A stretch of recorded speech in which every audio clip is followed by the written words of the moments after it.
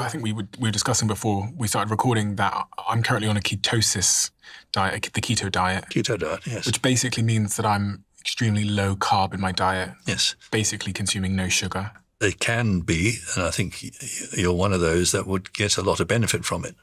And because sugars are, they're in a lot of vegetable material. And of course, unfortunately, we have sugar now as an added to our diets. They tend to slow down various parts of your metabolism. They tend to make metabolism a bit more like hard work.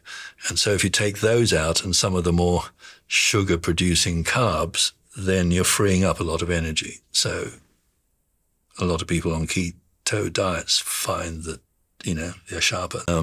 But there are potential downsides. The only thing is that when you don't have as many plants in your diet, then there's slightly more strain on things like liver and kidney function. So someone who's taking keto for a long term, it's always a good idea to check that they're okay.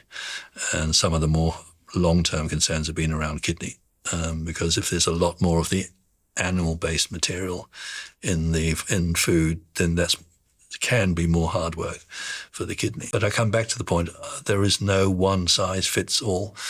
We are omnivores. We're designed to eat almost anything. Well, there's a very good point about keto. One of the most effective things that keto does is it reduces insulin resistance, which is something that most of us suffer as we get older and larger, as we get through our life. Insulin is the hormone that packs sugar away into the tissues and into the liver.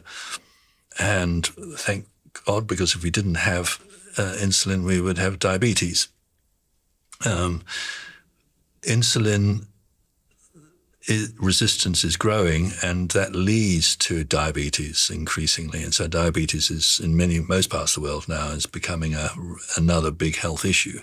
And it's mainly because we have too many carbs, too much sugar in the diet, because whenever we eat sugar, particularly sugar, there's more work for the insulin to do, so it gets more likely to get run down and tired. When you're on a keto diet, it's been observed that you get more insulin sensitive. So in other words, insulin works better. So you can reverse early stages of diabetes by switching to a keto, for example.